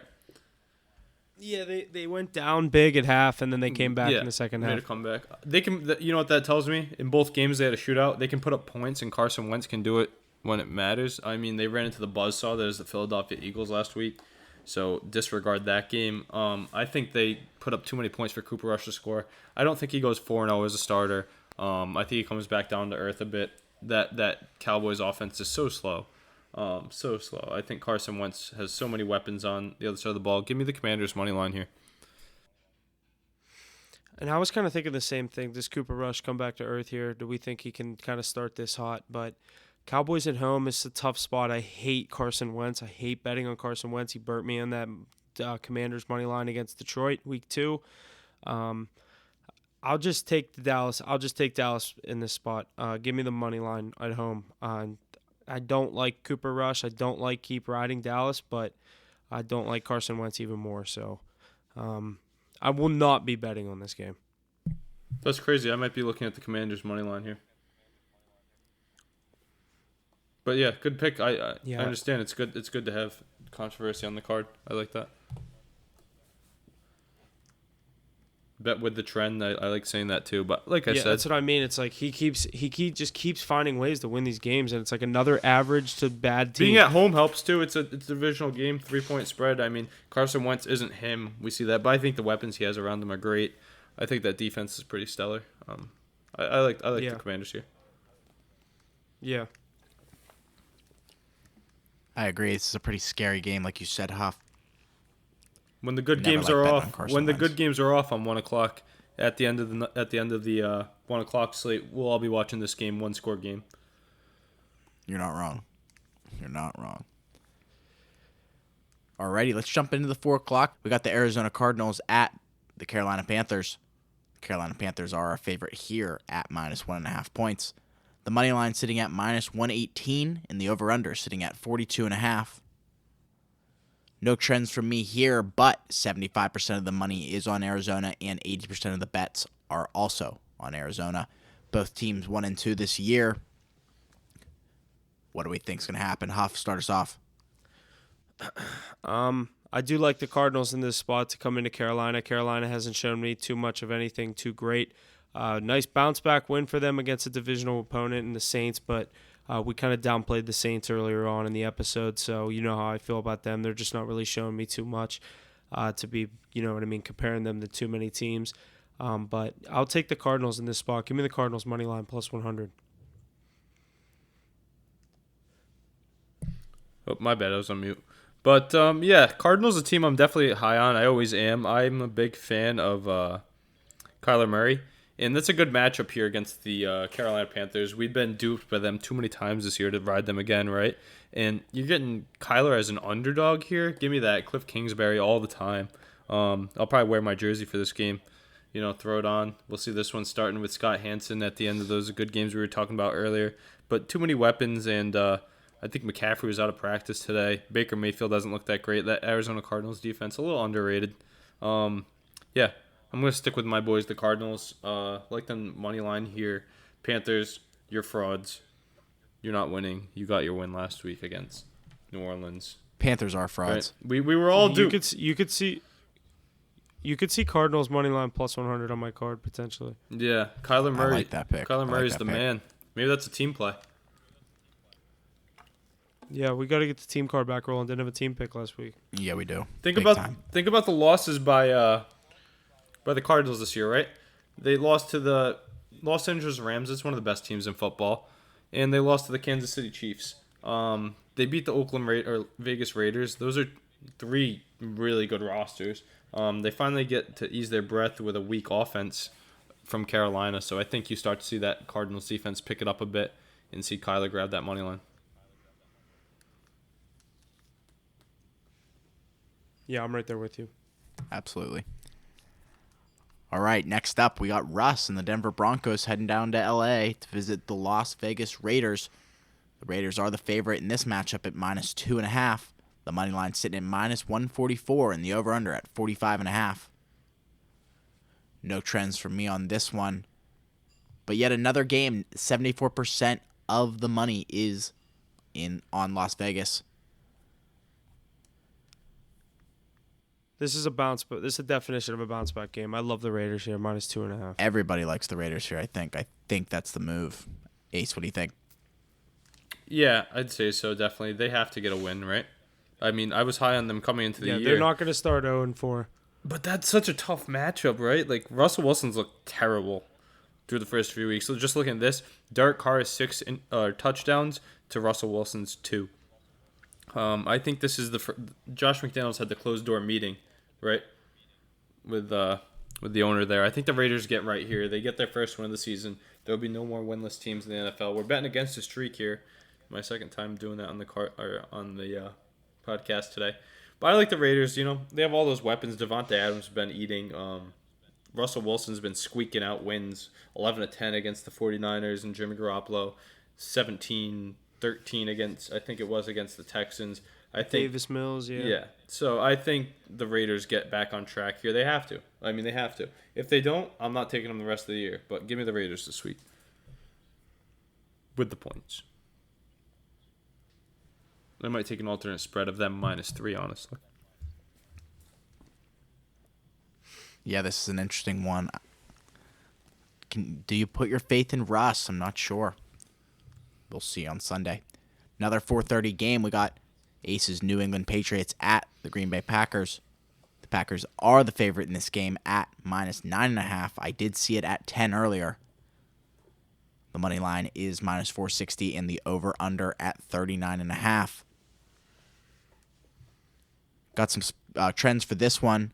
The Patriots are 16-2 straight up in their last 18 games versus NFC North opponents, as well as 1-6-1 against the spread in their last 8 games.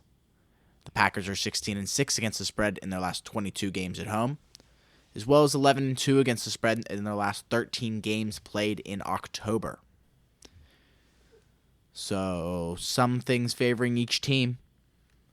But let's shoot it over to Ace to get us going. What do you think, Ace? Yeah, I mean, let's start off with the obvious here. Mac Jones isn't going to be playing this week. He had that high ankle sprain. So, missing your best component of an already stagnant offense is going to hinder it a lot.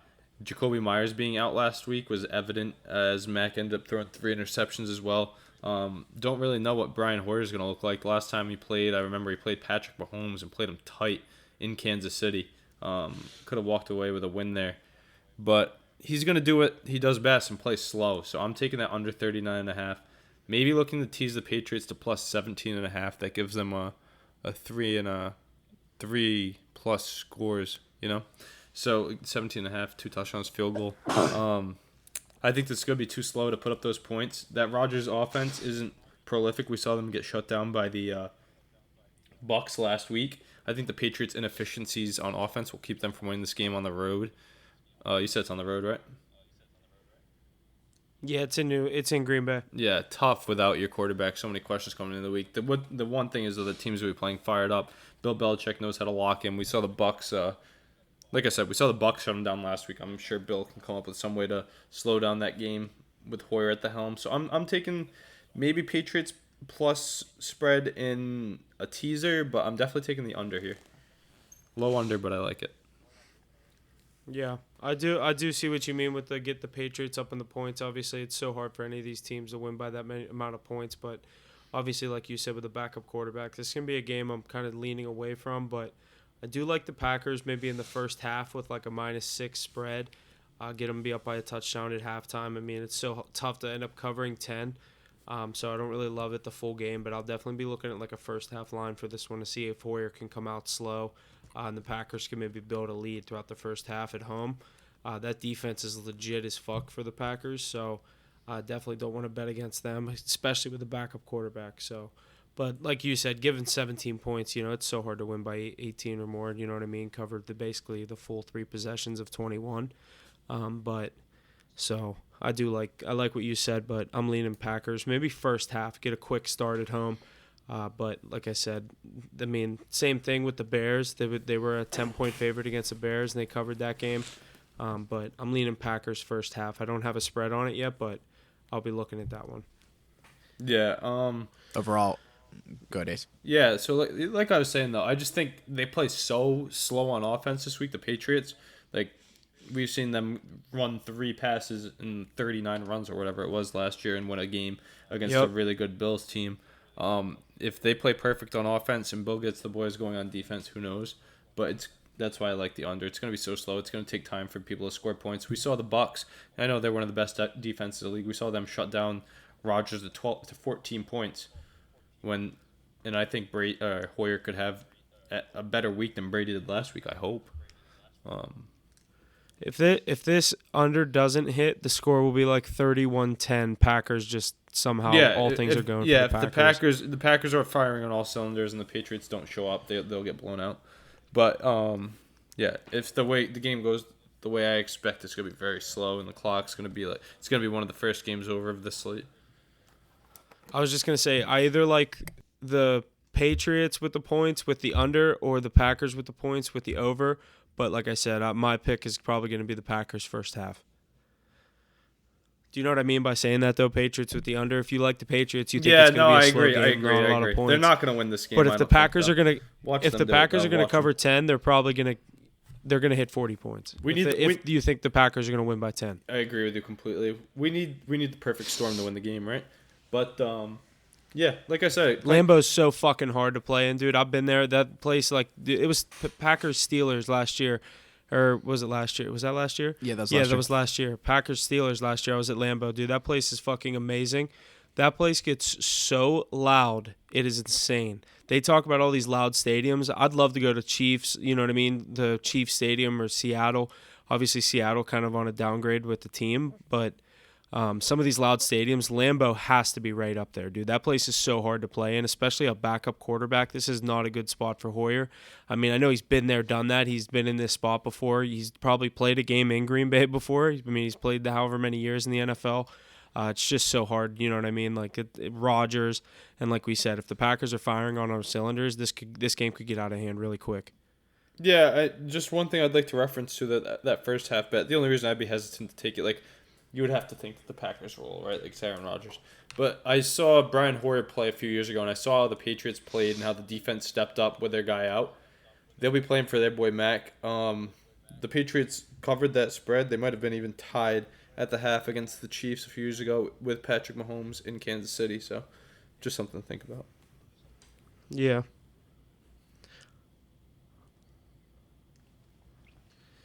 I think it's going to be a tough game to bet on there. 9.5 points being so many points. We'll see what happens, though, there on Sunday. Let's move into our Sunday primetime game with the Kansas City Chiefs at the Tampa Bay Buccaneers. What everybody believes is going to be a great game. We have the Chiefs favored at -1.5 points, the money line at -124, and the over/under at 45.5. The Bucs money line at +106. We got 76% of the money in favor of Kansas City thus far. It is only Wednesday night here as we record. But what do we think? Ace, you want to start us? Yeah, I mean, first off, I'd like to thank the NFL schedule makers for actually giving us some great primetime games. We were lulled to sleep last week with that Niners-Broncos game and then Giants-Cowboys. And then the first two primetime games we already talked about were the Bengals and Dolphins, and now we have the Chiefs and the Bucs here, two of the more favorite teams. I know Mackie and I were talking about that primetime under, right? It's been hammered all year long. But I do like the over here, 45. I'm going to buy it to 45. I know it's at 45.5. But Brady has been so shut down all year. You'd have to think he gets going. Like, hopefully get some of those receivers back. I don't know the full injury report, but there's no way they're all out again. I think Mike Evans, he only had a 1-game suspension, right? So he'll be back this week.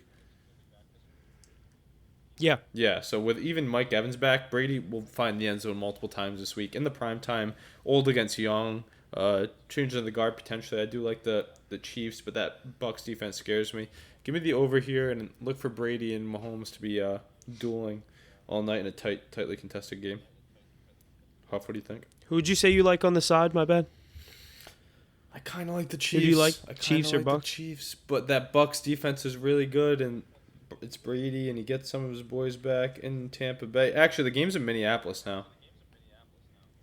With the hurricane, everybody stay safe out there if you're watching or listening from anywhere in those areas, definitely. But yeah, The game's at the Vikings Stadium. is it? Yeah, I saw that the relocation site's Minneapolis. That's crazy. That changes my opinion on this game a lot, actually. I did see the Buccaneers went down to Miami's practice facility during the hurricane. Watch They were gonna that, get hit a lot obviously, less though. than Tampa. Watch that, obviously, though. You got to see which one where they do end up playing. But if the projections are right, that storm's gonna be terrible, and yeah, they're gonna be having to play in Minneapolis. My guess, but I'm leaning Chiefs, but I'm taking the over there, especially if they play in Minneapolis. You get Mahomes and Brady in a dome, two valid kickers too. You know. Good point. If it's in a dome, yeah, I like the over. Dude, I Yeah. just don't think Brady's losing 2 in a row. I like Brady on a Sunday night primetime game. Oh, I'm wearing this Brady shirt right now. I mean, I should be back my boy all the time. I'm not gonna bet on the Chiefs this game. I'm not gonna bet on the Bucs this game. I don't think either. Even though I've been saying all year Brady. I'd ride that over. Over. I'd ride Yeah. that over. Especially if you lock it in. 45.5 is Lock not it that in many as for you these two listen to quarterbacks. this. Maybe lock it in right now, Huff. If they do switch to Minneapolis, that over is going to change, maybe even skyrocket a bit, eh? But there's no chance they play this game in Tampa, right? Let me look at it. Let's look at it. More than right now. likely Let's not. Look at it. Yeah, I agree. Right, Jesse. Like, with Because all if the they play this game in projections, no Tampa, way. the over under should be set at 29.5 with how the winds and fucking rain is there. 29. You mean 49.5? No, it should be set at 29. Do you see the wind in Tampa? Oh! If they play in Tampa, you're saying. Yeah, I said if they play in Tampa, this over under should be set at 5 like hours 27. ago, it said it's The the game- contingency site. Like, so I don't know. I mean, I'm rolling with the projections. We're gonna trust the weather team. And the I am NFL too. and the NFL will not go to a college stadium. They're going to relocate to another NFL facility. Yeah, they already said Right. it's locked in. It's Minnesota, which is fine by me. I love the points there. I like the over. Yeah. I like the over. I'm with you. I'll buy it to 45 as well. Two of my 45. favorite, my Take two it. favorite quarterbacks in the league going up against each other. Tough game. The amount of times there's 46 points scored in a game, to like 46 even, 23-20, you know what I mean? Like 26-17. I don't even know if that adds up to that, but like I just feel like the score is is the math always sitting right podcast. around there, and that's yeah, this isn't a math podcast, so don't quote me on that, but 23-20, I could see this game literally being 23-20. 26 maybe, 26-20.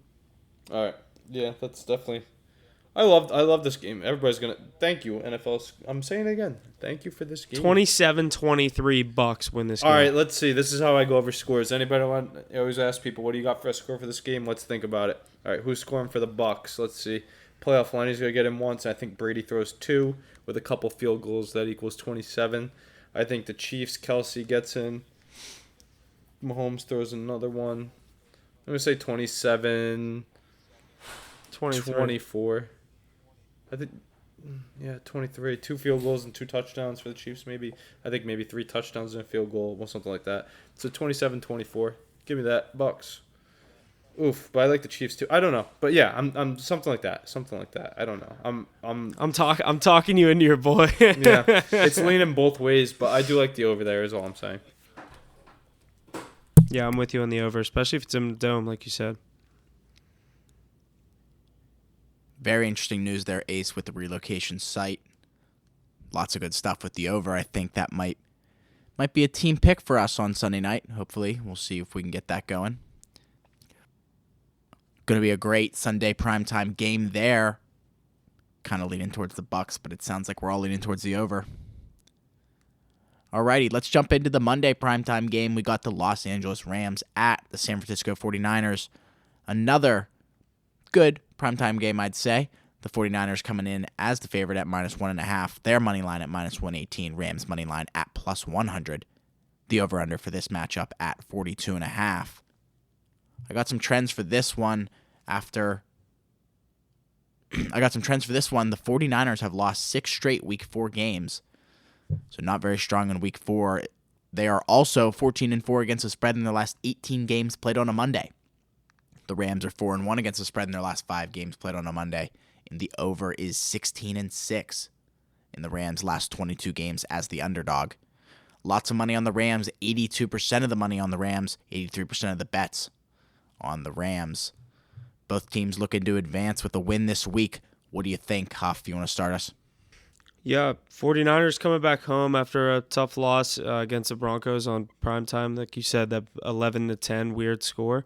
Tough game for Garoppolo there, but I do think it's going to be a tough situation for them to bounce back against the defending champs and the Rams, as they look like they've kind of gotten their feet wet in this season, starting to look like themselves again after that Super Bowl hangover Week 1. Tough matchup against the Bills.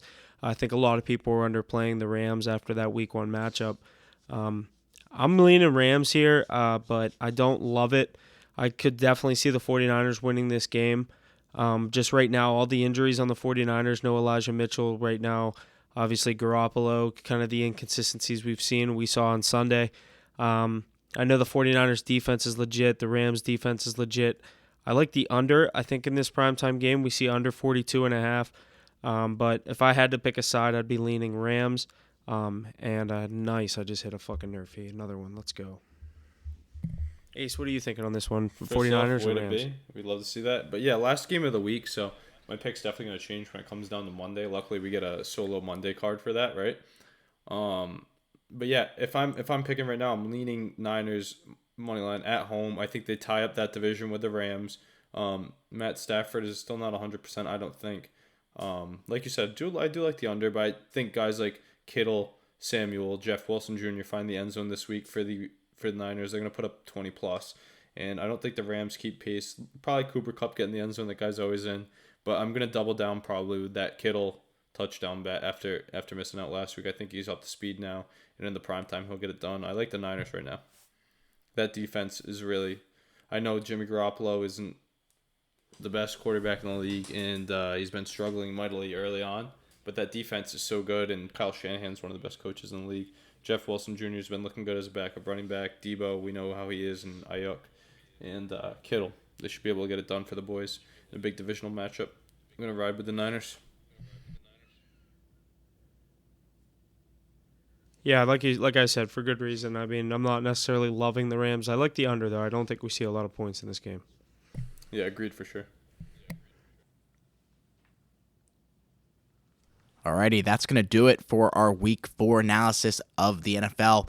Super excited for this week. Make sure you keep an eye out for our picks Thursday, possibly some college football picks on Saturday, Sunday, and Monday, as well as a little MLB maybe mixed in there as well. But that's all from me. Thanks for joining us this week. See you next week. Yeah, that's going to do it for us here. See you guys next week. Thanks for listening. Make sure you subscribe wherever you're listening. As Jesse said, stay tuned to the social media for all the picks. Make sure you're liking and sharing. Yeah, it's going to do it for me. See you guys next week. Hey, make sure you get your prayers up for Mac Jones. Look out for our cards this week. And that's going to do it for us this week on Hit the Books podcast. Thank you for all the support week in and week out. Please be sure to share and check out our various social media platforms and check out our website. All the info is located in our link tree in the description below. And always remember to hit the books.